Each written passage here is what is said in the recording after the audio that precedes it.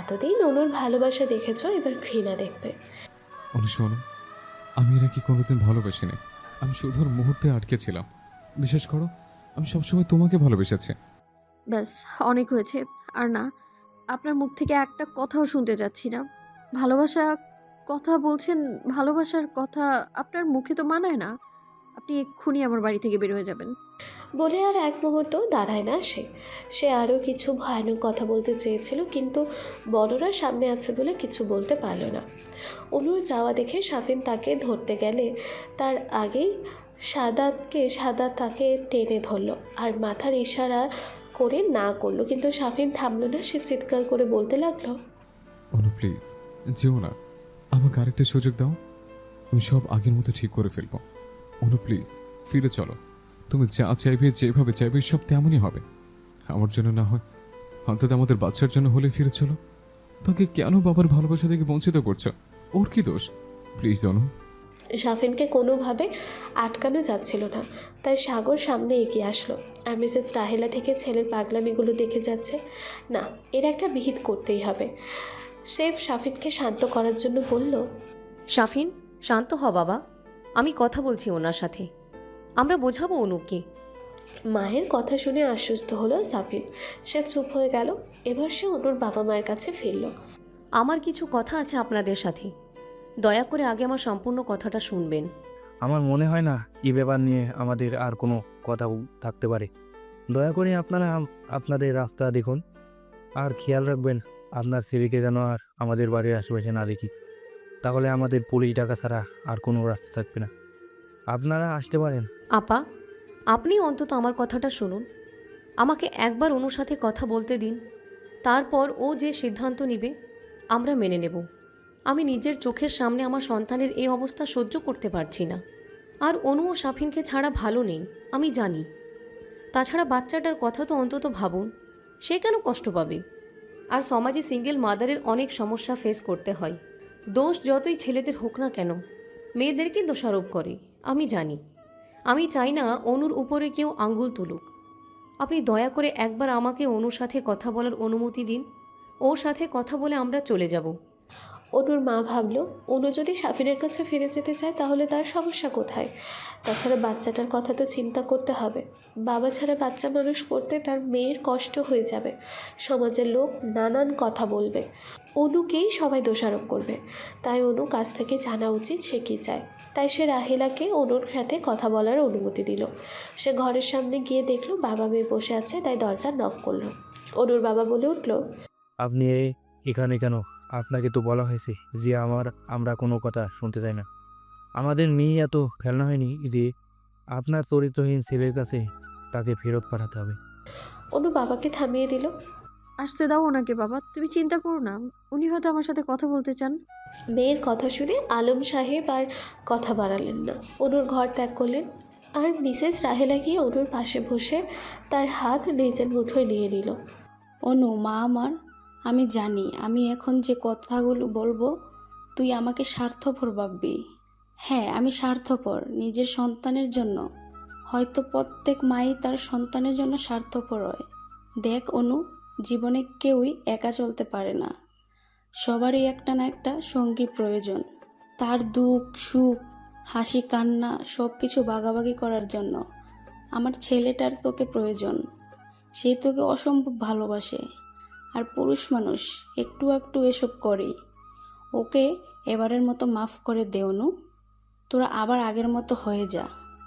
আর তাছাড়া একবার বাচ্চাটার কথা তো ভাব। সে কেন বাবা থাকতে এতিমের মতো বড় হবে? তারও তো বাবার প্রয়োজন। আমার ছেলেটাকে মেনে নে অনু। শাশুড়ির কথাগুলো শুনে অনু একটা তাচ্ছেলের হাসি হাসলো।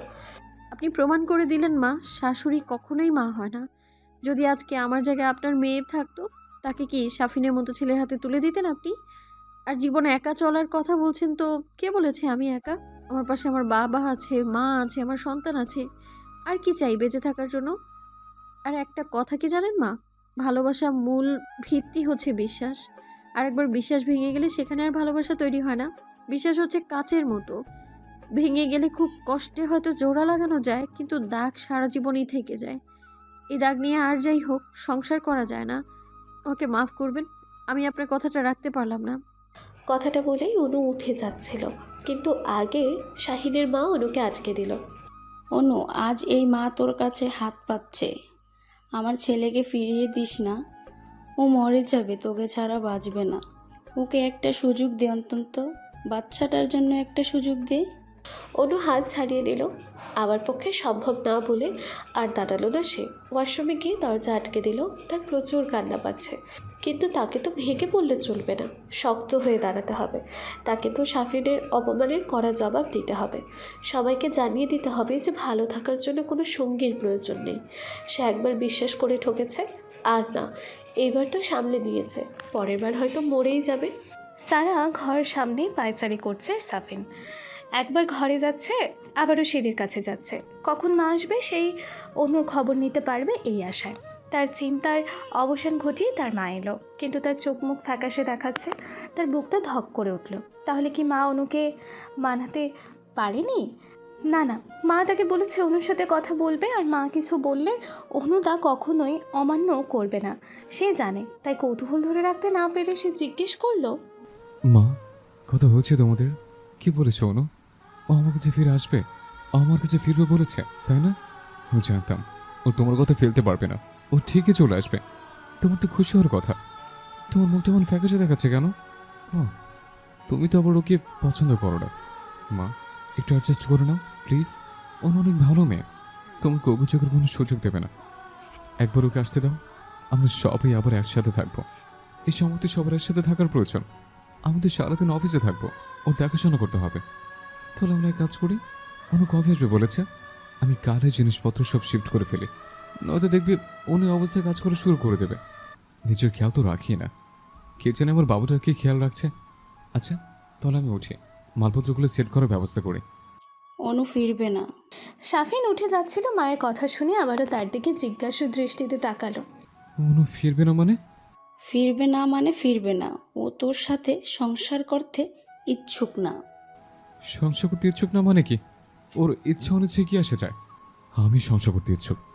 সংসার তো আর ওর একার না, আমারও। তাহলে একা কেন সিদ্ধান্ত নেবে? আমি ওর সাথে কথা বলবো, আমি যাচ্ছি।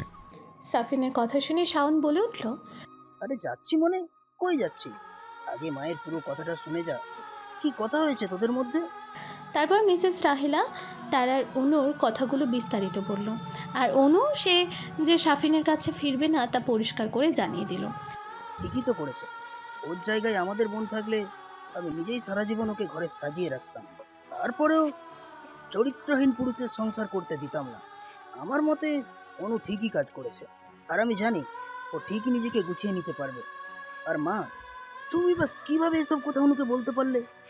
এতদিন তো ঠিক মেয়ে মেয়ে করছিলে, এখন আবার ছেলের অভিনয় দেখেই পর করে দিলে। অনু যদি তোমার মেয়ে হতো, তাহলে কি পারতে তাকে সাফিনের মতো লোকের কাছে ফেরত পাঠাতে? বা সাফিনের জায়গায় যদি অনু হতো, তাহলে কি সাফিন তাকে মেনে নিত? কখনোই না। তাহলে অনু কেন মানবে মেয়ে বলে? মেয়েদের কি আত্মসম্মান বলে কিচ্ছু নেই, যে তারা এত অপমানের পরেও সাফিনের মতো মানুষের সাথে সংসার করবে? ওর বাবা মা ভালো মানুষ বলে এখনো পর্যন্ত সাফিনকে কিচ্ছু করেনি। আমি হলে ওকে জ্যান্ত পুঁতে দিতাম। বারবার সে এত ভালোবাসা ভালোবাসা করছে, আজকে যদি ইরা তাকে মাঝ রাস্তায় ফেলে না যেত, তাহলে সে এতক্ষণ ইরার পিছনে ঘুরতো, অনুর কথা মুখেও আনতো না। এখন ইরা নেই বলে অনুকে চাই।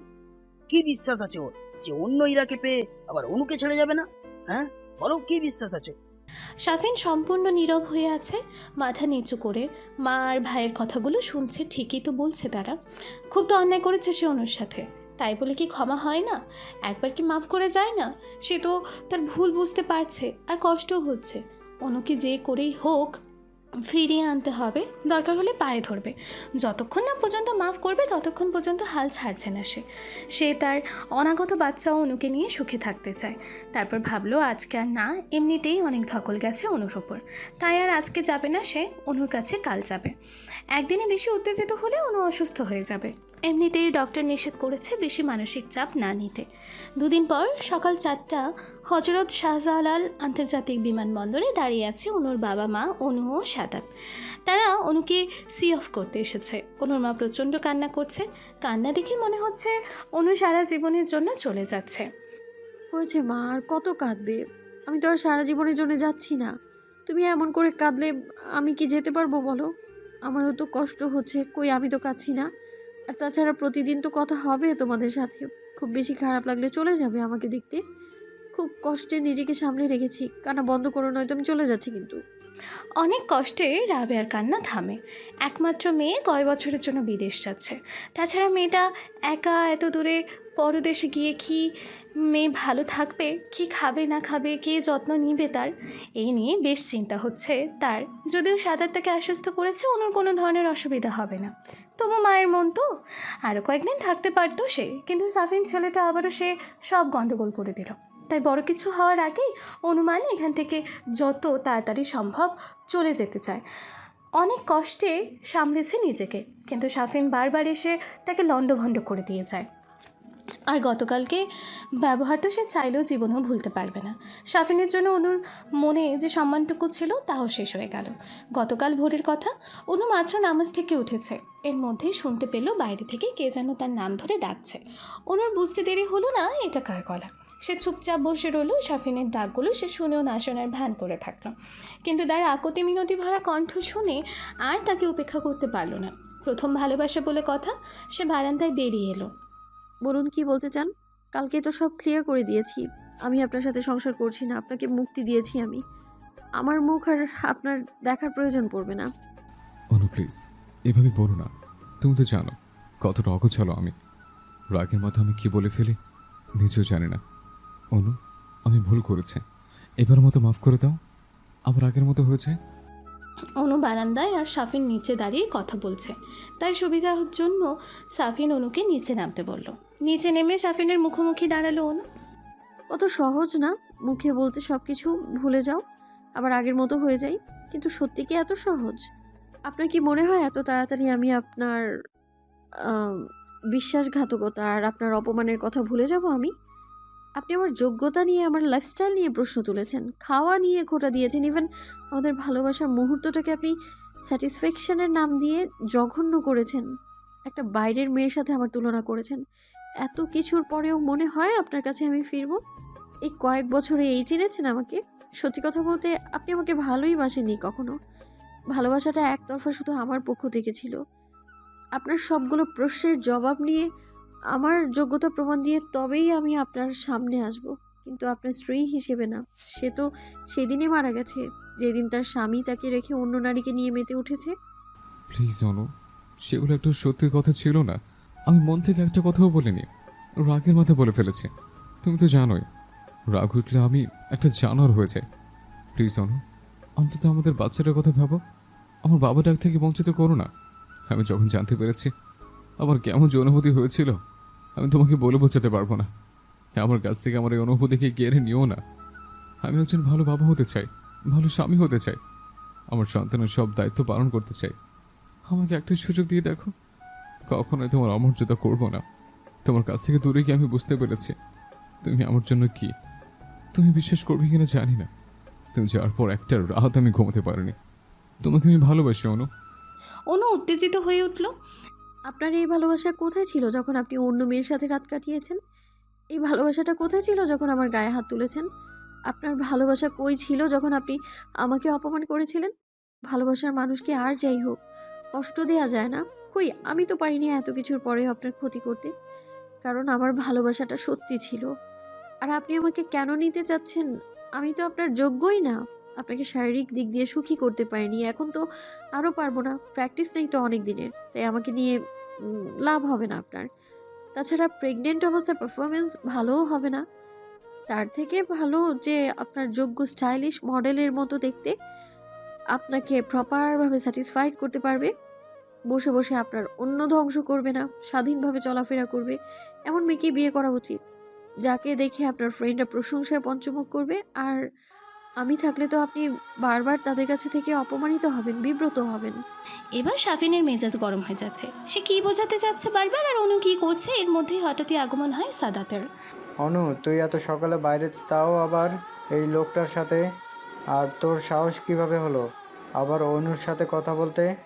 তোকে না আমি নিষেধ করেছিলাম এই এলাকায় না আসতে আর অনুর আশেপাশে না ঘেঁচতে? সাফিনের কলার ধরে এবার সাফিনা নিজের রাগকে ধরে রাখতে পারল না, তাই সে সাদাতের নাক বরাবর ঘুষি দিল। সাদা তো কম না, দুজনের মধ্যে মারামারি লেগে গেল। অনু তাদের থামাতে চেষ্টা করছে, শেষে না পেরে সে সাফিনের গালে চড় মারল। এই রাগটাই সাফিনের জন্য কাল হয়ে দাঁড়ালো, আর অনুর চর যেন আগুনে ঘি ঢালার মতো কাজ করলো। ও তাহলে এই ব্যাপার, এর জন্য তুমি আমার কাছে যেতে চাচ্ছ না? নতুন নাগর জুটিয়েছ? এসব তো আমার আগিয়ে বোঝা উচিত ছিল। এই সত্যি কথা বলো তো, বাচ্চাটা কি আমার নাকি তোমার সাতাত ভাইয়ের? না মানে তুমি তো প্রায়ই মায়ের নাম করে এখানে আসো, তখন হয়তো তোমাদের মধ্যে সম্পর্ক হয়েছে। আমি তো আর তোমাকে পাহারা দিয়ে রাখতাম না। আর এসব কুকীর্তি কারো প্রেগনেন্ট হলে আর বাচ্চাটাকে আমার নামে চালিয়ে দিচ্ছ। আর এরও তো একটা ইস্যু মাত্র, আমার কাছ থেকে ছাড়া পাওয়ার জন্য। এবার আমি সব ঘটনা বুঝতে পেরেছি, কেন তুমি এত কিছুর পরও বেশ হাসি বসেছিলে। কথাটা শুনে অনু হতভম্ব হয়ে দাঁড়িয়ে রইল। সে নিজের কানকে বিশ্বাস করতে পারছে না, শেষ পর্যন্ত এই অপবাদ শুনতে হলো নিজের চরিত্র নিয়ে। আর অন্যদিকে সাদাত কথাগুলো শোনা মাত্রই ইচ্ছে মতো সাফিনকে পিটিয়ে পুলিশ খবর দিল। আগে থেকেই তার নামে জিডি থাকার কারণে সহজ হলো, কারণ সাদাত জানতো সাফিন এত সহজে হাল ছাড়ার পাত্র নয়, সে আবারও আসবে। আর অনু বাড়ির ভিতরে ঢুকে পড়ল। অনু সারা দিন আর একটা কথাও বলেনি। সবাই তাকে নানানভাবে বোঝানোর চেষ্টা করেছে, কিন্তু সে একদম নির্বাক। শুধু একটা কথাই বলল, যত তাড়াতাড়ি সম্ভব আমি এখান থেকে চলে যেতে চাই, পারলে আজকেই। তারপর থেকেই সাদাত টিকিটের জন্য অনলাইন ঘাঁটতে লাগলো। যেহেতু ভিসা আছে, যে কোনো সময় যেতে পারবে, কিন্তু টিকিট 2 দিন পরের পাওয়া গেল। আর তাই আজ তারা দেশ ছাড়ছে নির্ধারিত সময়ে 3 দিন আগে। এই 2 দিন সাফিন জেলে ছিল, তাই ওর সাথে যোগাযোগ করতে পারেনি। স্পিকারে চমৎকার সুরেলা কণ্ঠে বেল্ট বাঁধার নির্দেশনা দিচ্ছে। এতক্ষণ কালকে এই কথাগুলো মনে করছিল অনু। পাশের সিটে বসে আছে সাদাত ভাই, সে অনুকে বেল্ট বাঁধতে সাহায্য করলেন। সাদাত ভাই একা এসেছেন, সাদকে অনুর মায়ের কাছে রেখে এসেছেন। সাদও বেশ খুশি, সে দাদা দাদির কাছে থাকবে। বাবার বকুনি শুনতে হবে না, স্কুল যেতে হবে না, দাদার সাথে খেলতে পারবে। আর কি চায় তার। অনু খুব ক্লান্ত লাগছে, রাত 2 রাত ঘুমাতে পারেনি সে। সাদাত ব্যাপারটা বুঝতে পেরে অনুকে ঘুমিয়ে থাকতে বলল। এখনও ভোর, কিছুক্ষণের মধ্যে প্লেন ছেড়ে দেবে।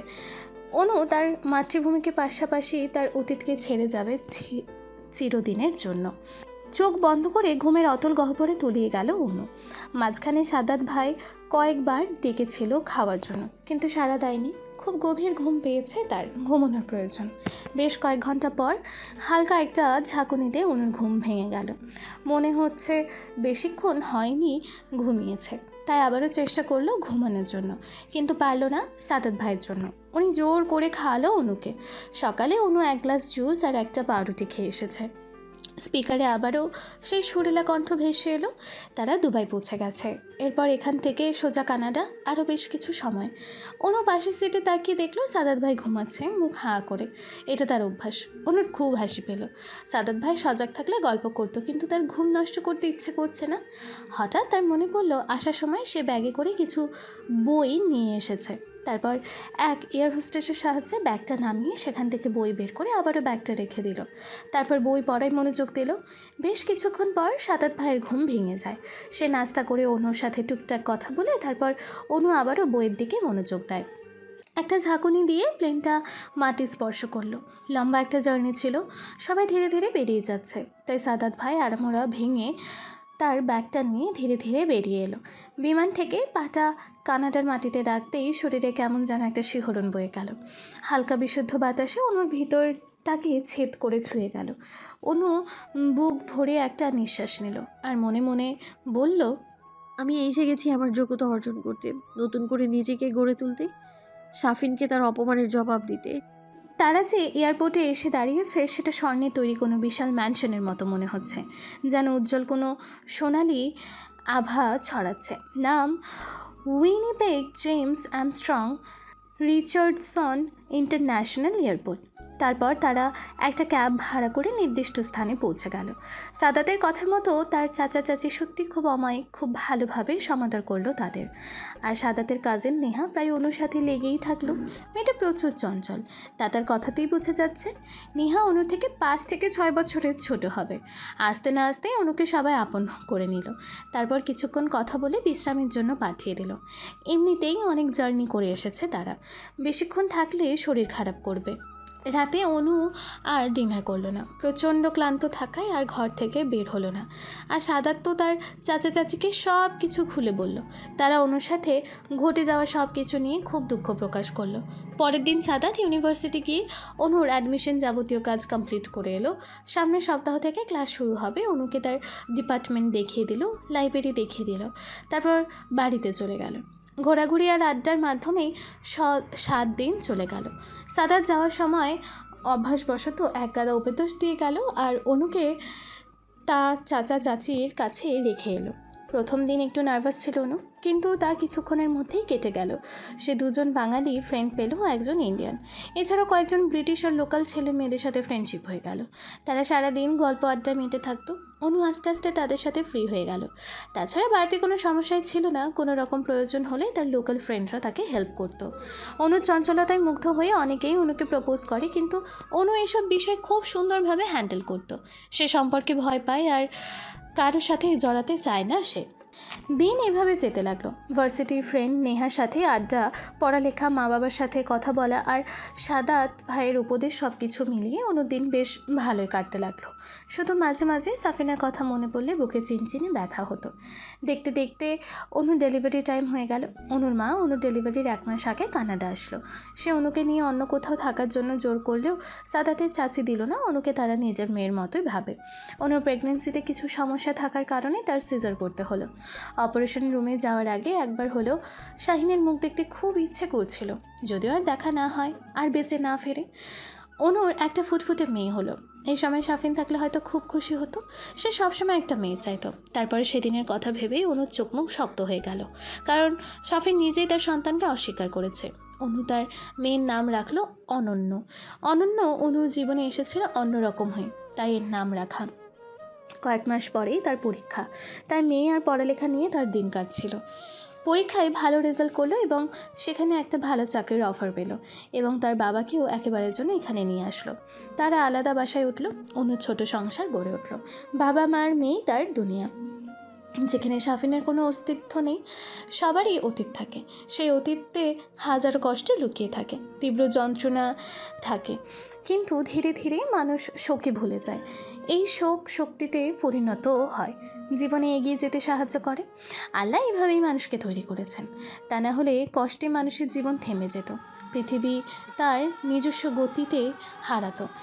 4 বছর পর অনু তার জীবনে এগিয়ে গেলেও শাফিন এগোতে পারেনি। সময় বহমান, তার সাথে মানুষের জীবন। জেল থেকে মুক্তি পাওয়ার পর সে আবারও অনুর কাছে গিয়েছিল তার কাছে ক্ষমা চাইতে, কিন্তু তাকে বাড়ির সামনে থেকে তাকে বিদায় করে দিয়েছিল অনুর বাবা। অনুকে এক পলক দেখার আশায় রোজ রাতে অনুর বাড়ির সামনে দাঁড়িয়ে থাকতো, কিন্তু অনুর দেখা মিলত না। সে চাকরি ছেড়ে দেয়, দিন রাত ওদের বাড়ির সামনে দাঁড়িয়ে থাকে। অনুর বাবা মায়ের কাছে অনুর কথা জানতে চায়, কিন্তু তারা বলতে নারাজ। তারপর তার মায়ের কাছ থেকে জানতে পারলো অনু লেখাপড়ার জন্য বিদেশে গিয়েছে। তারপর থেকে সে কয়েক মাস নিজেকে গৃহবন্ধু করে ফেললো। দিন রাত অনুর কাপড় চাপড়ের ছবি নিয়ে পড়ে থাকতো, ঠিকমতো খাওয়া দাওয়া করতো না।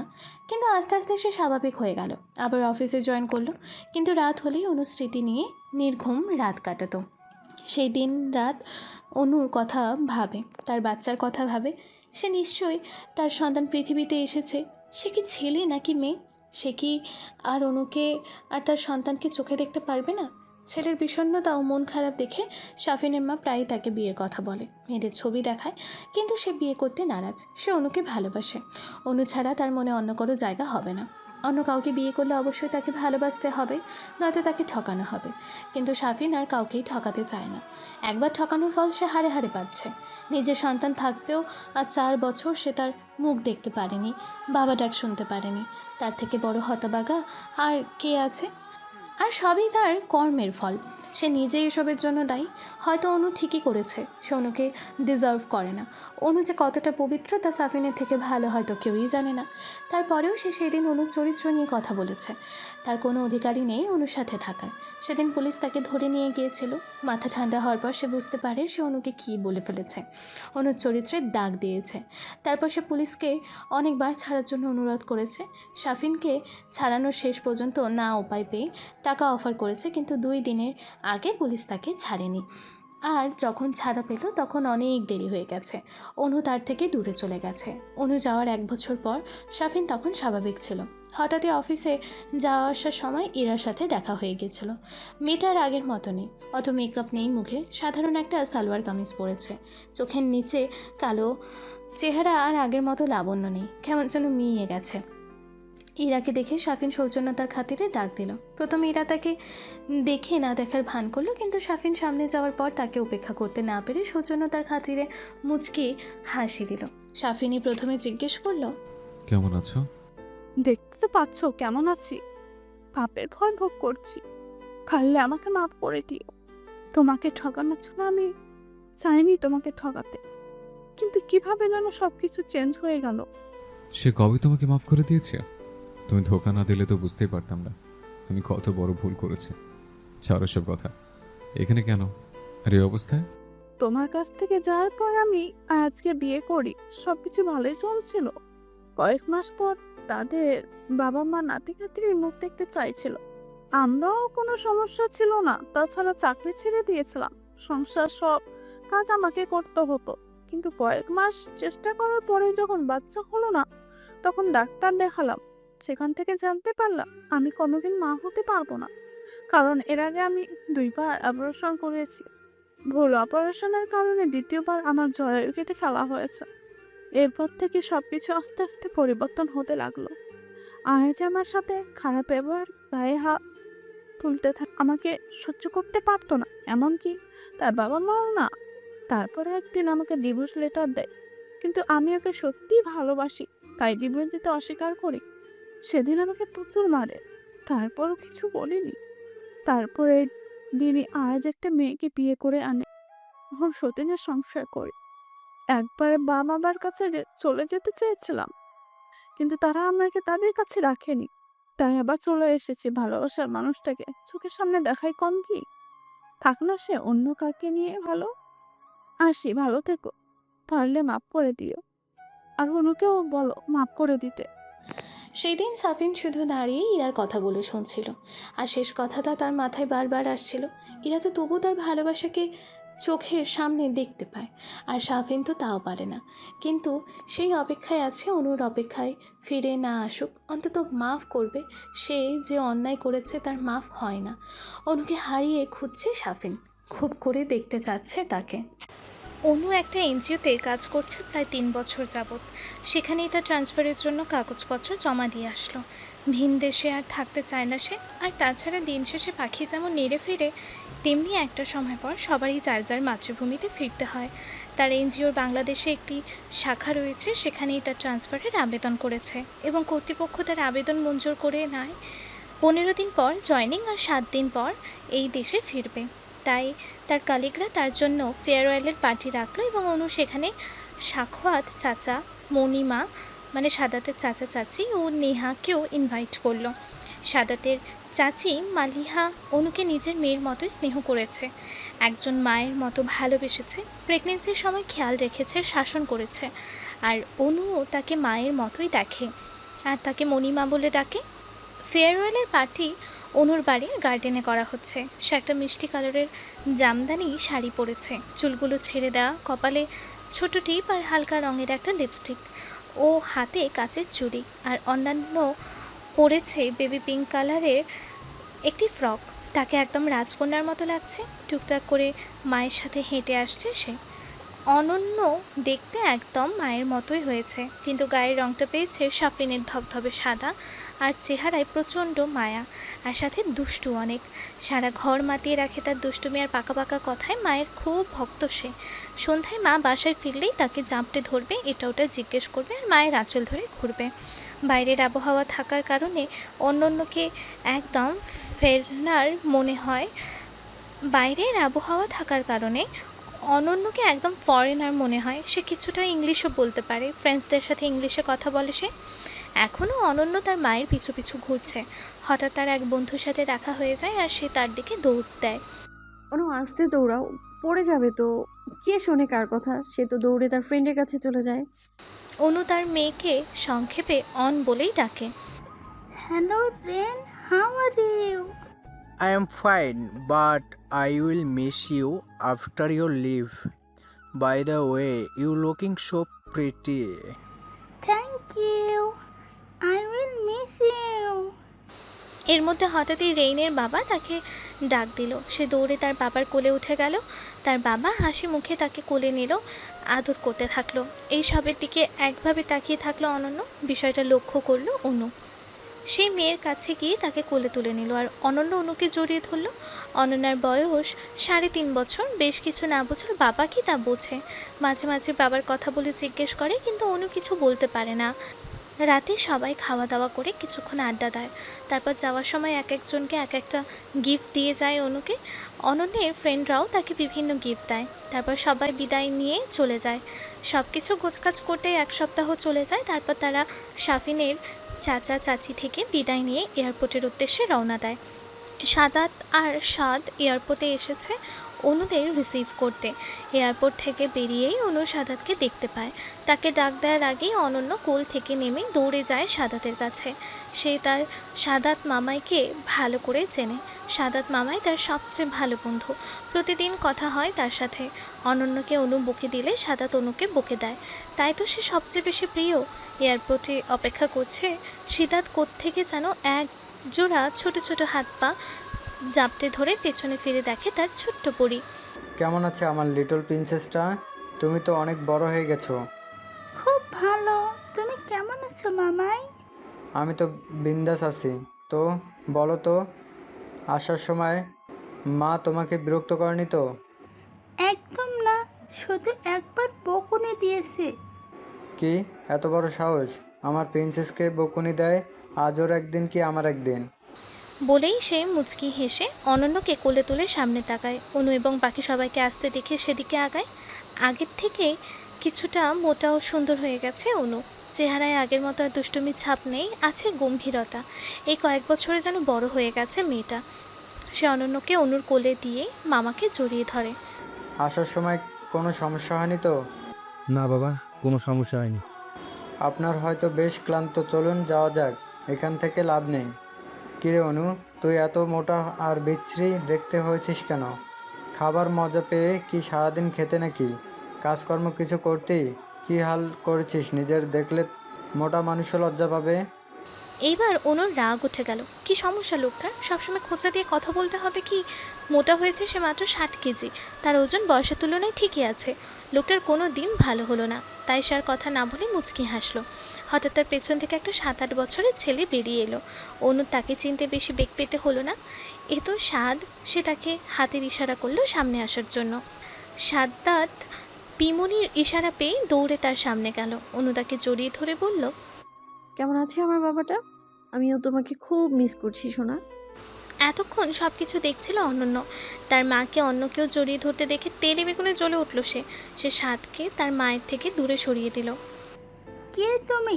আমার মাকে এভাবে জড়িয়ে ধরেছিলে কেন? তুমি জানো না আমার মা শুধু আমাকে ভালোবাসে? এতক্ষণ সবাই তাদের ঝগড়া শুনে মিটিমিটি হাসছিল। তারপর অনু বলল, সাদ বাবাও ও হচ্ছে তোমার বোন অনন্য। আর অনন্য সাদ তোমার বড় ভাই হয়। তার সাথে ভালোভাবে কথা বলো, ওকে? ভাইয়াকে হাই বলো। আমার এমন পচা বোন লাগবে না, আমার মাকে নিয়ে যায়। তারপর বহু কষ্টে তাদের দুজনের ঝগড়া থামিয়ে বাসার উদ্দেশ্যে রওনা দিল। তারা নিজ বাসায় উঠল। আগে থেকেই সাদাত লোক দিয়ে ঘর পরিষ্কার করে রেখেছে। তারপর তারা কোনো রকম ফ্রেশ হয়ে যার যার রুমে বিশ্রামের জন্য চলে গেল। আর সাদাত ডিনারের ব্যবস্থা করতে গেল। রাতে খাওয়া দাওয়া করে সবাই ঘুমিয়ে গেল। খুব লম্বা জার্নি পর ক্লান্তি আসাটাই স্বাভাবিক। শাফিনী কয়েক বছরে অভ্যাসবশত প্রায় রাতে অনুদের বাড়িতে সামনে যায়। যদি অনুর সাথে একবার দেখা হয় সেই আশায়। আজ কেন জানি শাফিনের মন বাড়িতে টানছে। বারবার মনে হচ্ছে আজ অনুর দেখা মিলবে। তাই আর দেরি না করে অনুদের বাড়ির উদ্দেশ্যে রওনা দিল। আধা ঘন্টার মধ্যেই পৌঁছে গেল। সেখানে যাওয়ার পর শাফিনের খুশির সীমা রইল না। অনুদের বাড়ি আলো জ্বলছে, অনুর ঘরের বারান্দায় আলো জ্বলছে। তাহলে কি অনু ফিরে এসেছে? সারা রাত সে আর দু চোখের পাতা এক করল না। এক ধ্যানে তাকিয়ে রইল অনুর বারান্দার দিকে, যদি একবার দেখা হয় সেই আশায়। কিন্তু সকাল 9টা পার হওয়ার পরেও অনুর দেখা মিলল না। হঠাৎ কোত্থেকে একটা বল এসে শাফিনের পায়ের কাছে থাকলো। সে বলটা হাতে তুলতেই একটা 3 থেকে 3.5 বছরের বাচ্চা মেয়ে দৌড়ে সামনে এসে দাঁড়ালো। ওরে বাবা, আমি তো ভয় পেয়ে গেলাম। সরি, আর হবে না। তা কি নাম তোমার? আমি তোমাকে আমার নাম কেন বলবো? মা বলেছে ডোন্ট টক উইথ স্ট্রেঞ্জার্স।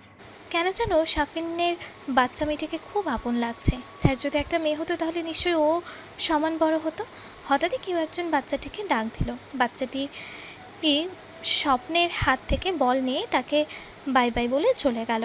আর সাফিন বাকরুদ্ধ হয়ে দাঁড়িয়ে রইল, কারণ বাচ্চা মেয়েকে অনুর বাবা নানু ভাই বলে ডাক দিয়েছে।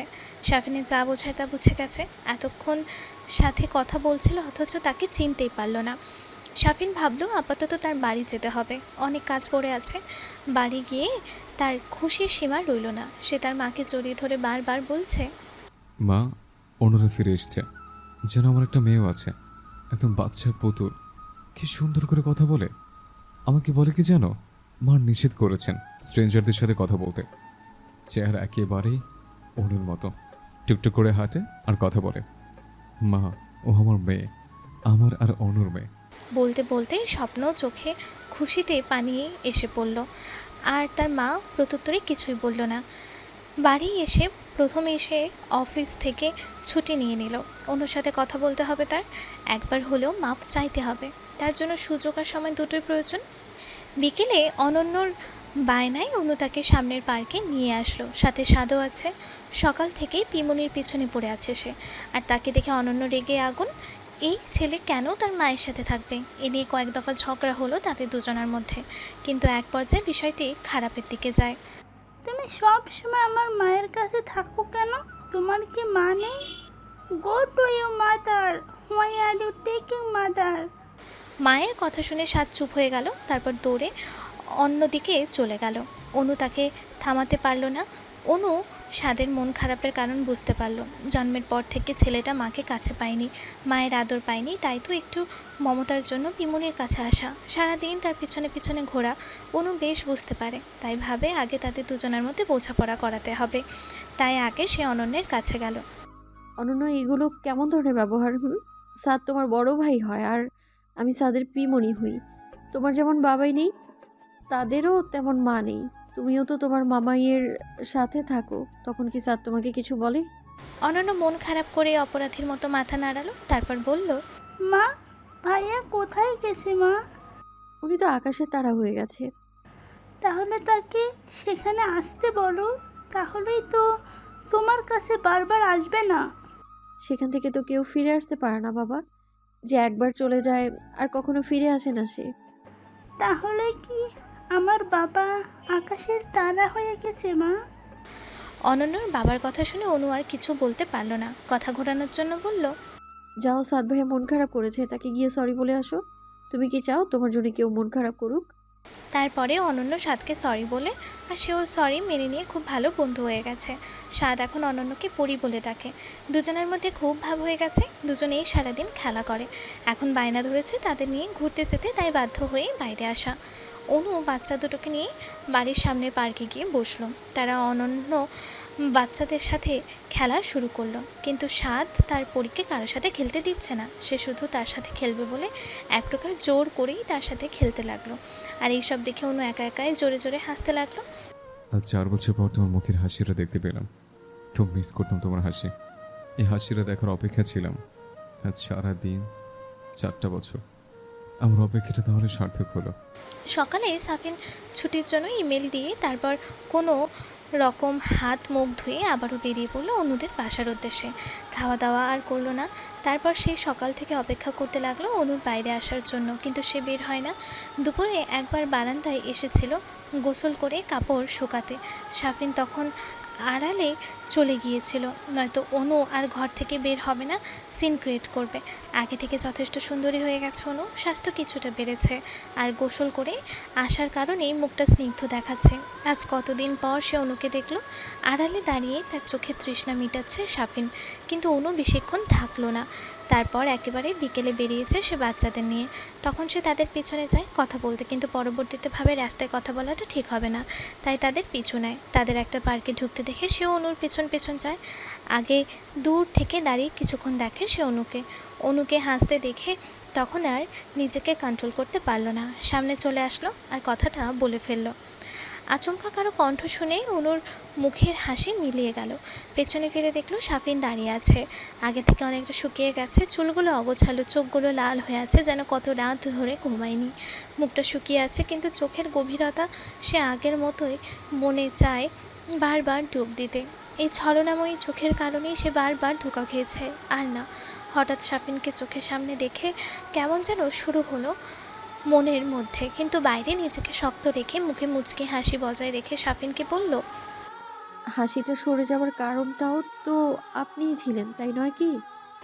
কথাটা শুনে সাফিন চোখ নামিয়ে নিল। তারপর অনু বলল, ওইসব কথা বাদ দিন, অতীতকে টেনে হিচড়ে সামনে এনে মুড খারাপ করার কোনো মানেই হয় না। তা কেমন আছেন? আর আপনার স্ত্রী বাচ্চারা কেমন আছে? স্ত্রী আর বাচ্চার কথা শুনে সাফিন মুচকি হেসে বলল, আমি কেমন আছি তা তোমার চেহারা দেখে তুমি ভালোই বলতে পারবে, কারণ আমাকে তো আমার যে বেশি তুমি চেনো। আর স্ত্রীর বাচ্চার কথা বলছো তো, সেটা তুমি ভালো করেই জানো। তুমি কেমন আছো? আমাদের মেয়ে কেমন আছে? সাফিনের কথা মানে অনু বুঝলো না, তাই সে আবারও জিজ্ঞেস করলো, আপনি কেমন আছেন তা আপনি ভালো বলতে পারবেন, আমি না। কারণ মানুষ ভালোবাসার মানুষের চেহারা দেখেই বলতে পারে সে কেমন আছে, তার মনে কি চলছে। আর আপনি আমার ভালোবাসার মানুষ নন। আপনার জন্য আমার মনে কেবল কোনো ধরনের অনুভূতি বেঁচে নেই, ভালোবাসা বা ঘৃণা কোনোটাই নেই। আপনাকে তো আমি চিনিই না। আর আপনার স্ত্রী কেমন আছে, আপনার মেয়ে কেমন আছে তা আমি কি করে বলবো? মাথা টাথা খারাপ হয়ে গেছে নাকি? আমার মনে আপনার জন্য কোনো অনুভূতি বেঁচে নেই, ভালোবাসা ঘৃণা কোনোটাই না। কথাটা শুনে সাফিনের বুকটা মোচড় দিয়ে উঠল। তারপরেও মুখে হাসি বজায় রেখে বলল, আমার স্ত্রী তো তুমি, আর তুমি কেমন আছো তা তো তোমার থেকে ভালো আর কেউ বলতে পারবে না। আর আমার মেয়েও খুব ভালো এবং হাসি খুশিতে আছে, তা তো দেখতেই পাচ্ছি। শাফিন কি বিয়ে করেনি? কেন? সে কি কারো অপেক্ষায় ছিল নাকি তাদের ডিভোর্স হয়নি বলে বিয়ে করতে পারছে না? মনে মনে কিন্তু মুখে বলল, তার মানে আপনি বিয়ে করেননি? কেন ডিভোর্স হয়নি এই জন্য? সমস্যা নেই, আপনি পেপার পাঠিয়ে দেবেন, আমি সাইন করে দেব। যেখানে মনের সম্পর্কটাই শেষ হয়ে গেছে সেখানে শুধু কাগজে কলমে সম্পর্কটা রেখে লাভ কি? আর আপনি বিয়ে করে নিলেও আমি ঝামেলা করতাম না, দেশে ফিরে ডিভোর্স পেপারে সাইন করে দিতাম। প্রত্যুত্তরে সাফিন কিছু বলল না। এসব কথায় আশা করেছিল সে। এখন আর আগের মধ্যে সবসময় সব কথায় রাগ ওঠে না, ধরতে গেলে কোনো কথায় রাগ ওঠে না। রাগ মানুষকে ধ্বংস করে দেয়, তা সে নিজে ধ্বংস হওয়ার পরেই বুঝেছে। কিন্তু ততক্ষণে সে সব হারিয়ে ফেলেছে। আগে যদি সে অনুর কথা মতো রাগটাকে নিয়ন্ত্রণ করতে পারত, তাহলে হয়তো এতগুলো বছর তার স্ত্রী সন্তানের থেকে দূরে থাকতে হতো না। আগেই সব শান্ত শিষ্টভাবে মিটমাট করে নিতে পারত। অনু, এসব কথা বাদ দাও। যার জন্য এসছে, তোমার সাথে কি আমি কিছুক্ষণ কথা বলতে পারি? প্লিজ, বেশি সময় নেব না, শুধু কিছু কথা বলবো। কথাগুলো শুনে তুমি যে ডিসিশন নেবে আমি রাজি থাকবো, কোনো ধরনের বিরোধিতা করব না। সাফিনের শান্ত স্বরে কথাগুলো শুনে অনু খুব অবাকই হলো, কারণ অনু যে কথাগুলো বলেছে অন্য সময় হলে সাফিন এতক্ষণে রেগে কোনো কোনো কাণ্ড ঘটিয়ে ফেলতো, আর সেই সুযোগ অনু বাচ্চাদের নিয়ে বাড়ি চলে যেত। কিন্তু এখন সে কিছু করছে না বলে আর না করতে পারলো না। সে নীরব রইল, আর নীরবতায় সম্মতির লক্ষণ ভেবে সাফিন ঝটপট অনুর হাত ধরে নিল। সাফিনের হাত ধরা দেখে সে জড়াজড়ি শুরু করলো ছোটার জন্য, কিন্তু সাফিন রিকোয়েস্ট করলো, খুব বেশি সময়ের জন্য ধরবো না, শুধু কিছু সময় ধরে থাকতে দাও। অনেক দিনের তৃষ্ণার্ত আমি, কিছু কথা বলবো, তারপর হাত ছেড়ে দেবো। তুমি চাইলে আবার ধরবো, না চাইলে জোর করবো না। অনু আর কিছু বলল না, চুপচাপ বসে রইল। সাফিন বলা শুরু করলো, অনু, আমি জানি আমি অন্যায় করেছি, অন্যায় বললে ভুল হবে, অনেক বড় পাপ করেছে, আর তার প্রায়শ্চিত্ত আমি করছি। একটা সময় ধোঁয়াশার পেছনে ছুটে এসছে, কিন্তু জানতাম না ধোঁয়াশা শেষ হলেই বাস্তবতা আমাকে এইভাবে পিষে মারবে। আমি তোমাকে অনেক অপমান করেছি, গায়ে হাত তুলেছি, এমনকি ঘর থেকে বের করে দিয়েছে, কিন্তু বিশ্বাস করো একটাও আমি মন থেকে করিনি। রাগের মাথায় এসব করেছে। তোমার সাথে এমন করে আমিও ভালো ছিলাম না, অনেক ডিপ্রেস ছিলাম, একটা রাত ঠিকঠাক ঘুমাতে পারতাম না। তারপর বাধ্য হয়ে তোমার বাড়ির সামনে সারা রাত অপেক্ষা করতাম সকাল পর্যন্ত, যদি তোমার এক পলে দেখা যায়। আর যেদিন আমি জানতে পারি আমি বাবা হব, আমার থেকে বেশি খুশি হয়তো আর কেউ ছিল না। বিশেষ করো সে অনুভূতিটা যদি তোমাকে বোঝাতে পারতাম, কিন্তু সে অনুভূতিটাকে আমি নিজ হাতে শেষ করে দিয়েছি।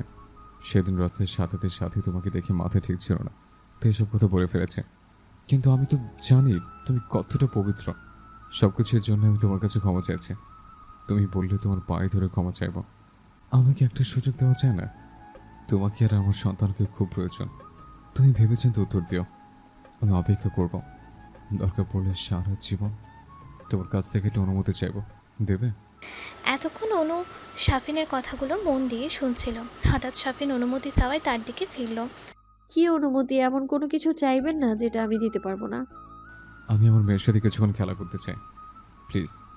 আমি তোর বাবা, আমারও তো অধিকার আছে। শাফিনের ছলছল চোখের চাউনি দেখে অনু আর না করতে পারল না। অনুমতি পেয়ে শাফিন যেন আকাশের চাঁদ হাতে পেল।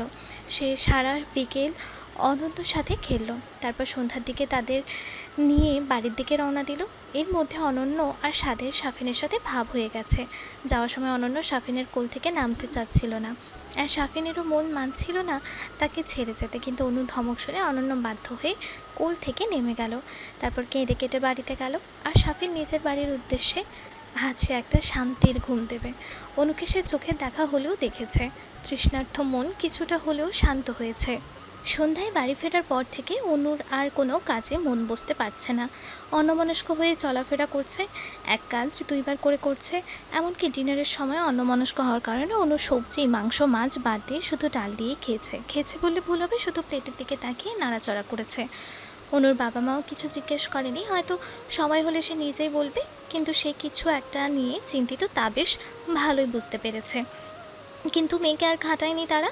শাফিনের কথাগুলো বারবার মনে হচ্ছে তাকে কি একটা সুযোগ দেওয়া উচিত নাকি উচিত না। মন দোটানায় ভুগছে। 4 বছর দূরে থেকেও একদিনের জন্য মনের আড়াল করেনি সে। সাফিনকে অনু আগেও ভালোবাসতো, এখনও ভালোবাসে, আর ভবিষ্যতেও ভালোবাসবে। সাফিনই তার প্রথম ও শেষ ভালোবাসা। কিন্তু তার করা অপমানের কথাগুলো এখনও অনুর কানে স্পষ্ট বাজে। চাইলেও সে কোনোদিন তা ভুলতে পারবে না, এখনও ভুলতে পারেনি। আর যতবারই সাফিনের কথা মনে পড়ে, সাথে সাথেই সাফিন আর ইরার নগ্ন শরীর চোখের সামনে ভেসে ওঠে। তখন আর নিজেকে ঠিক রাখতে পারে না সে। রাতে অনন্যকে ঘুম পাড়িয়ে নিজে আর ঘুমাতে পারেনি। সারা রাত নির্ঘুম কাটানোর পর সে সিদ্ধান্ত নিল তার বাবা মা সাদাত ভাইয়ের সাথে কথা বলে জানাবে তার কি করা উচিত। তারা হয়তো ভালো পরামর্শ দিতে পারবেন। ভাবতে ভাবতেই ফজরের আজান শোনা যায়। তারপর অনু শোয়া থেকে উঠে অজু করে নামাজ পড়ে নেয়। তার মাথাটা বড্ড যন্ত্রণা করছে, একটা ঘুমের প্রয়োজন। ঘুম আসছে না দেখে একটা হালকা পাওয়ারের স্লিপিং পিল খেয়ে নেয়। আর 10 মিনিট পরেই ঘুমের দেশে চলে যায় অনু। রাতে দেরি করে ঘুমানোর সুবাদে সকালে উঠতে বেশ দেরি হলো। অনন্য সকাল থেকে কয়েকবার ডেকে গেছে মাকে, কিন্তু অনু ঘুম থেকে ওঠেনি। ঘুমের ওষুধটা কাজে দিয়েছে। অনুর ঘুম ভাঙল বেলা 11টায়। তারপর ফ্রেশ হয়ে গোসল করে একেবারে নিচে গেল অনন্যর খোঁজে, সে খেয়েছে কিনা জানার জন্য। সারা ঘর খুঁজেও অনু অনন্যকে পেল না। তারপর তার মাকে রান্নাঘরে পাওয়া গেল। সে তাকে অনন্যর কথা জিজ্ঞেস করলো। মা, অনন্য কই? বাসায় দেখতে পাচ্ছি না যে। অনন্য তো সাদাত আর সাদের সাথে বাইরে গেছে, আইসক্রিম খাবে বলে বায়না ধরছিল মেয়েটা। হ্যাঁ, তুমি ওকে যেতে দিলে কেন? তুমি জানো না আইসক্রিম খেলে ওর গলার সমস্যা হয়। আর সকালের নাস্তাটা খেয়েছে মেয়েটা।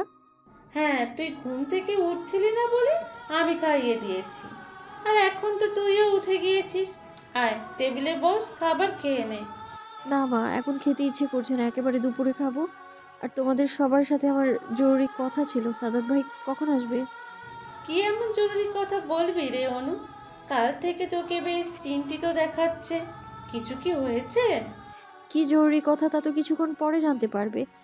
আগে সাদাত ভাই আর বাবা আসুক, তারপরেই না হয় বলবো। আমি উপরে যাচ্ছি, আরও কিছুক্ষণ ঘুমোবো।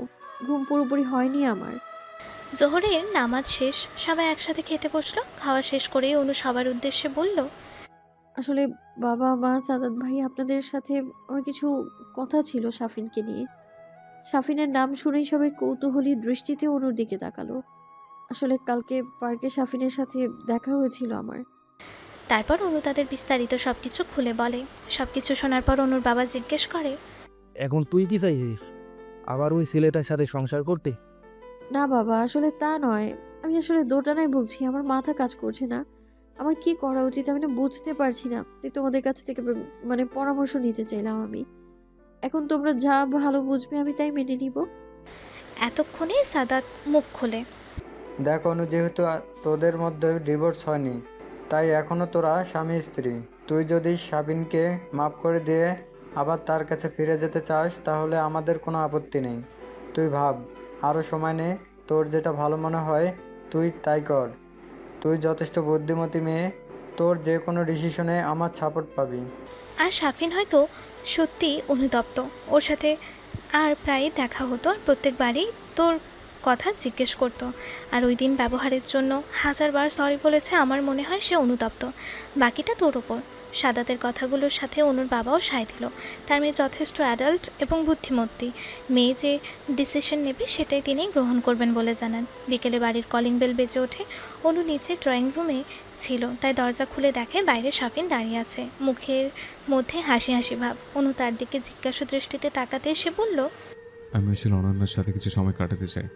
প্লিজ মানা করো না। তুমি যে কোনো ডিসিশন নাও, আমি রাজি আছি, কিন্তু শর্ত একটাই, আমার মেয়েকে আমার থেকে দূরে রাখতে পারবে না। অনু আর কিছু বলল না, দরজার সামনে থেকে সরে দাঁড়ালো। আর সাফিন প্রায় দৌড়ে গিয়ে অনন্যকে কোলে তুলে নিল। অনন্য সাফিনকে পেয়ে বেশ খুশি। অনু চায় না অনন্য তার বাবার আদর ছাড়া বড় হোক, তাই সে সিদ্ধান্ত নেয় অনন্যকে সত্যি কথা বলার এক সময় না এক সময় ঠিক জানতে পারবে তার বাবাকে। তাহলে শুধু শুধু লুকোচুরি করে কী লাভ? অনন্য, মা তুমি সবসময় বাবাকে খুঁজতে না? মায়ের কথায় অনন্য মন খারাপ করে মাথা নাড়ায়। তারপর অনু সাফিনকে উদ্দেশ্য করে বলে, ইনি তোমার বাবা। অনুর কথা শুনে সাফিন অবাক হয়ে তার দিকে তাকায়। তাহলে কি অনু তাকে মেনে নিয়েছে? আর অন্যদিকে অনন্য সাফিনকে জিজ্ঞেস করে, তুমি আমার বাবা হলে এতদিন কোথায় ছিলে আমাদের ছেড়ে? Do you know how much found you? আমার সব ফ্রেন্ডের বাবা আছে, শুধু আমার বাবাই ছিল না। But now I also have a father. ইয়ে ইয়ে, কি মজা! আমার বাবা আছে, আমার বাবা আছে, কি মজা! অনু দাঁড়িয়ে দাঁড়িয়ে মেয়ে আর বাবার হাসি খুশি মুখ দেখছিল। সাথে অনুর মাও যখন এসে সাফিনকে কিছু বলতে যাবে অনু তাকে থামিয়ে দিয়ে নিষেধ করে কিছু না বলার জন্য। অনন্যর সাথে সাফিনকে কেন মিশতে দিলি তুই? ও তোর সাথে কি কি করেছে সব ভুলে গেলি? এমনকি বাচ্চাটাকেও অস্বীকার করেছে, আর এখন বাচ্চার জন্য ভালোবাসা উতলে উঠছে। না মা, কিছু বলিনি, সবই মনে আছে। কিন্তু তার বাচ্চার কাছ থেকে আমি তাকে আলাদা করতে পারি না। অনন্যর উপর আমার যতটুকু অধিকার আছে সাফিনেরও অধিকার আছে। সে অনন্যর বাবা। আমি বা তুমি চাইলে এটা মিথ্যে হবে না। আর আমিও চাইছি না অনন্যকে ওর বাবার আদর থেকে বঞ্চিত করতে। আমার মেয়েটা কেন বাবা থাকতে তার বাবার আদর ছাড়া থাকতে বড় হবে? মিসেস রাবেয়ার কথা বাড়ালেন না। মেয়ের কথায় যুক্তি আছে তাই সে স্থান ত্যাগ করলো। সে সারা বিকেলে তারা ভালোই খেলাধুলো করেছে। অনন্যার সাথে সাথে সাফিনও যেন বাচ্চা হয়ে গেছে। দুজন খেলছে আর প্রাণ খুলে হাসছে। অনু একবার তাদের নাস্তা দিয়ে গেছে, সেগুলো গল্প বলে বলে অনন্যকে কোলে বসিয়ে খাওয়াচ্ছে, আবার অনন্য মাঝে মাঝে তাকে খাইয়ে দিচ্ছে। সন্ধ্যায় সাফিন চলে যাওয়ার কথা থাকলেও অনন্যর কারণে যেতে পারেনি। সে যে ধরে বসেছে বাবার সাথে আরও খেলবে। অজ্ঞাত সাফিন বেরোতে বেরোতে রাত হয়ে গেল। অনু তাকে সৌজন্যতার খাতিরে একবার খেতে বলল, কিন্তু সে খেলো না। ওই বাড়িতে যতক্ষণ ছিল সে যেন অদৃশ্য মানব। কেউ যেন তাকে দেখেও না দেখার ভান করছিল, যেন তার এখানে হওয়াতে কারো কিছু যায় আসে না। একদিক দিয়ে ভালোই হয়েছে, কারো কথার সম্মুখীন হতে হয়নি তার, নইলে একটা বিব্রতিকর পরিস্থিতি সৃষ্টি হতো। কিন্তু অনু তাকে এত তাড়াতাড়ি অনন্যর সাথে থাকার অনুমতি দেবে তা সে ভাবতেই পারেনি। সে তার মেয়ের সাথে দেখা করতে পেরেছে, এই অনেক। সাফিন চলে আসার সময় অনুর কাছে তার ডিসিশনের কথা জিজ্ঞেস করেছিল। সে ভেবেছিল হয়তো সে সিদ্ধান্ত নিয়ে ফেলেছে, কিন্তু তাকে ভুল প্রমাণ করে অনু আরও কিছুদিন সময় চাইল। আর সাফিনও অনন্যর সাথে প্রতিদিন অফিস ছুটির পর খেলার অনুমতি চাইল, আর অনু নির্দ্বিধায় অনুমতি দিয়ে দিল। পরের দিন যথারীতি অফিস ছুটির পর সাফিন ওদের বাড়িতে এলো। অনন্যর সাথে খেলা করলো, গল্প করলো, তাকে খাইয়ে দিল। তারপর যাওয়ার সময় অনু তাকে ডাক দেয়। সাফিন, কথা ছিল আপনার সাথে। আপনি সেদিন বলেছিলেন আমার সিদ্ধান্ত পজিটিভ নেগেটিভ যাই হোক না কেন আমি যেন আপনি সেটাই মেনে নেবেন, তাই না? হ্যাঁ, তোমার সিদ্ধান্ত পজিটিভ হলে তো কোনো কথাই নেই। আমি একজন দায়িত্বশীল স্বামী আর পিতা হয়ে দেখাবো। আমার সর্বোচ্চ দিয়ে চেষ্টা করবো তোমাদের সুখে রাখার। আর যদি নেগেটিভ হয় তাহলে আমি মেনে নেব। হয়তো তুমি আমার ভাগ্যে নেই, কিন্তু যদি নেগেটিভ হয় তাহলে আমারও শর্ত আছে। আমার মেয়েকে আমার কাছ থেকে আলাদা করতে পারবে না। অনু দীর্ঘ নিঃশ্বাস ছেড়ে বলা শুরু করলো, সাফিন, আমি 2 দিন অনেক ভেবেছি। আমার পরিবারের কাছ থেকে পরামর্শ চেয়েছি। তারা আমার মনোভাবকে, আমার ইচ্ছেকে প্রাধান্য দিয়েছে। আমি এই কদিন অনেক দোটানায় ভুগছিলাম, কিন্তু এখন আমি সিদ্ধান্ত নিয়ে নিয়েছি আমার কি করতে হবে। সাফিন, আমি চাই না আমার মেয়েটা বাবার আদর থেকে বঞ্চিত হোক। বাবা থাকতেও এতিমের মতো বড় হোক, এটা একদমই চাই না। একজন সন্তানের জন্য বাবা মা উভয়ই প্রয়োজন। তাই আমি চাই তুমি অনন্যের বেস্ট বাবা হয়ে দেখাও, কিন্তু তোমার সাথে থাকা সম্ভব না আমার। সেদিন তোমাকে মিথ্যে বলেছিলাম, তোমাকে আমি ভালোবাসি ঠিকই, কিন্তু তোমার সাথে সংসার করার মতো মন মানসিকতা সবটাই হারিয়ে গেছে আমার।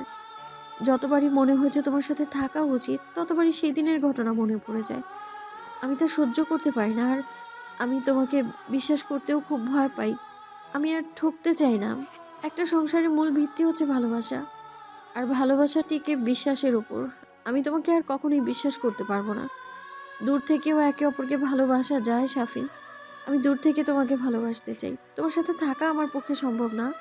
আমাকে মাফ করে দিও, আর পারলে ভালো একটা মেয়ে দেখে বিয়ে করে নিও। ডিভোর্স দেয়া না দেয়া সম্পূর্ণ তোমার ব্যাপার। আমি কখনোই তোমাদের মাঝে যাব না। তুমি চাইলে আমরা বন্ধুর মতো থাকতে পারি, আমার কোনো আপত্তি নেই। আর রইল অনন্যর ব্যাপার, তো তুমি তো ওর বাবা, ওর উপর আমার যতটুকু অধিকার আছে তোমারও আছে। তুমি চাইলে যে কোনো সময় এখানে আসতে পারো, ওকে সাথে করে নিয়ে যেতে পারো, কিন্তু রাতে বাইরে থাকা হবে না। আর তোমার কাছে একটাই রিকোয়েস্ট, অনন্যকে কখনো বাবার কমতি অনুভব করতে দিও না। এই কয়দিনে সে তোমায় খুব ভালোবেসে ফেলেছে। এতক্ষণ সাফিন চুপ করে অনুর কথাগুলোই শুনছিল। মনে হচ্ছে তার ভেতরটা ফেটে যাচ্ছে। অনু তার সাথে থাকতে চায় না, কথাটা শোনার পর থেকে চোখ দিয়ে আপনা আপনি পানি বের হচ্ছে। সে চেষ্টা করেছে সেটা থামানোর, কিন্তু চোখটা যেন তার কথাই মানছে না। তার মনে একটা ক্ষীণ আশা ছিল হয়তো অনু তার কাছে ফিরবে। আজ সেটাও শেষ হয়ে গেল। কিন্তু অনন্যকে পেয়েছে, অনুকে বন্ধুরূপে পেয়েছে, তাই খারাপ কি? জীবনে হয়তো আর অনু কাউকে বিয়ে করা হবে না। সে তার মেয়েকে মুখ দেখেই কাটিয়ে দেবে সারা জীবন। আর অনু তো আছেই। সেদিন সাফিন প্রত্যুত্তরে অনুকে আর কিছুই বলতে পারেনি। তার গলায় কথা কান্না কারণে আটকে গিয়েছিল। অনুরও মনে হচ্ছিল তার কলিজাটা কেউ কেটে ফেলেছে, কিন্তু তার কিছু করার ছিল না, সেও নিরুপায়। সেদিনের পর সাফিন আর অনন্যকে ফিরে যাওয়ার জন্য অনুরোধ করেনি। অনুর সিদ্ধান্তকে মেনে নিয়েছে, কিন্তু বিয়ে আর করা হয়নি। প্রতিদিন সন্ধ্যায় অনন্যর সাথে সময় কাটানো, অনুর আর সাদাতের সাথে আড্ডা দেওয়া, আর ছুটির দিন তিনজন ঘুরতে যাওয়া তাদের রুটিন হয়ে গেল। বেশ ভালোই চলছিল দিনগুলো। দেখতে দেখতে আরও 5 বছর কেটে যায়। এর মধ্যে সাফিনরা সাদাতের মধ্যেও বন্ধুত্ব হয়ে গেল। বেশ ছিল তারা, কিন্তু হঠাৎ এক দুর্ঘটনায় আবারও সব শেষ করে দিল। সাফিনের মা আর অনুর জোড়াজোড়িতে সাফিন বিয়ে করতে রাজি হলো। খুবই সাধারণ একটা মেয়েকে অনু নিজে পছন্দ করেছে, তাই সাফিনও আর আপত্তি করেনি। সাফিনের বিয়ের সব আয়োজন করার শেষে পরশু বিয়ে, তাই বিয়ের আগের দিন সাফিন অনুর কাছে আবদার করে বসে শেষ একটা দিন সে অনুর সাথে কাটাতে চায়। অনু আর কথা বাড়ায়নি।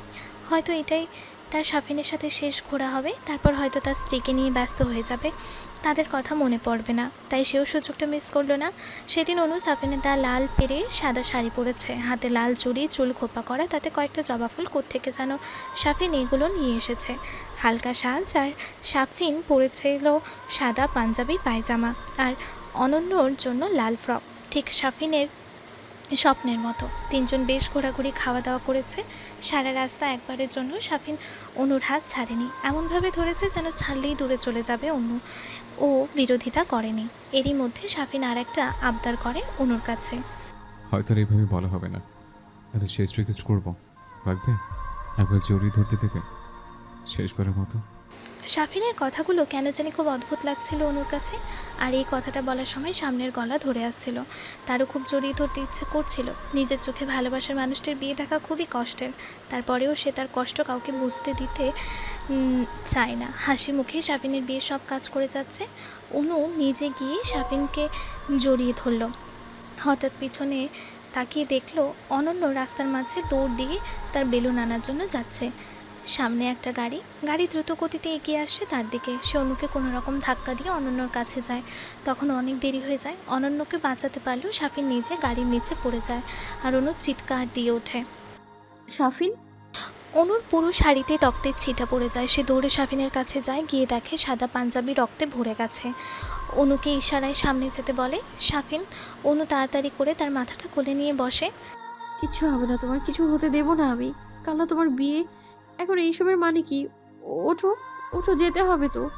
আরে আশ্চর্য তো, আপনার এইখানে দাঁড়িয়ে কেন আছেন? তাতে হসপিটালে নিয়ে যাওয়ার ব্যবস্থা করুন। অনুর এমন অস্থিরতা দেখে কষ্টের মধ্যেও সাফিন মুচকি হাসে, তারপর অনুর হাত ধরেই বলে, আমার কাছে সময় নেই অনু, হসপিটাল নিয়ে গিয়েও কোনো লাভ হবে না। দেখেছ, আল্লাহ কখনোই চায়নি আমরা যেন আলাদা হই, তাই তো তোমার কাছ থেকে আলাদা হওয়ার আগে আল্লাহ আমাকে নিয়ে নিচ্ছে। খুব ভালোবাসি তোমায়, খুব ভালোবাসি। অনন্যাকে দেখে রেখো, নিজের জীবন এগিয়ে যাও।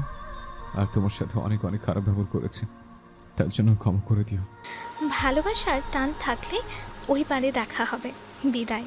তারপর হঠাৎ করেই ওকে টান দিয়ে বুকের মধ্যে নিয়ে নিল, তারপর তাকে জড়িয়ে ধরা অবস্থায় আস্তে আস্তে শেষ নিঃশ্বাস ত্যাগ করলো সাফিন। অনু কান্না করছে, চিৎকার দিয়ে ডাকছে সাফিনকে, কিন্তু তার আর কোনো সারা শব্দই পাওয়া যাচ্ছে না। আস্তে আস্তে সেই ওই নিস্তেজ হয়ে গেল, জ্ঞান হারালো অনু। আশেপাশে লোকজন অনুর ফোন নিয়ে প্রথমে সাদাতের নাম্বার দেখতে পেল, তারপর তাকে ফোন দিল। এর মধ্যে অ্যাম্বুলেন্স এসে তাদের হাসপাতালে নিয়ে যায়। সাদাত তো সেখানে পৌঁছে যায়। হসপিটালে ডাক্তাররা সাফিনকে মৃত ঘোষণা করে। অনন্য তার মায়ের বেডের সামনে কান্না করছে আর বারবার বাবাকে ডেকে যাচ্ছে। 15 বছর পর আজ সাদ আর অনন্যর বিয়ে। সাদ তার কথা রেখেছে, সে তার পরীকে নিজের করে নিয়েছে। এখন পরী শুধু তার। দূরে আকাশের দিকে তাকিয়ে আছে অনু, আর একা একাই কি যেন বিড়বিড় করছে। দেখেছো সাফিন, আমি তোমার কথা রেখেছি। জীবনে আমি অনেক এগিয়ে এসেছি। আজ আমার নিজের একটা প্রতিষ্ঠান আছে, যেখানে অনেক অসহায় মেয়েদের কাজ শিখিয়ে স্বাবলম্বী করে তুলি, তাদের উৎসাহিত করি আমি। জানো, আমাদের মেয়ে খুব বড় হয়ে গেছে, আজ তার বিয়ে। জানো কার সাথে? মনে আছে সাদ তোমাকে বারবার বলতো পরীকে সেই বিয়ে করবে, আর তুমি তাকে ধমক দিতে। সে কথা রেখেছে। এই মাত্র আমাদের মেয়েকে বিদায় করে দিলাম। আমার আর কোনো চিন্তা নেই, কিন্তু সব কিছু থেকেও কি যেন একটা নেই বুকের মধ্যে। চিনচিন ব্যথা অনুভব করি আমি, তার কারণটা খুঁজছি আমি। তুমি অপেক্ষা করো, খুব জলদি আমি তোমার কাছে ফিরে আসব। একা একা আর ভালো লাগে না। এখন আমার সব দায়িত্ব শেষ, এখন শুধু তোমার অপেক্ষায় আছি। একদিন সময় করে নিয়ে যেও তোমার কাছে। হারিয়ে খুঁজি তোমায় সাফিন, হারিয়ে খুঁজি, হারিয়ে খুঁজছি তোমায়।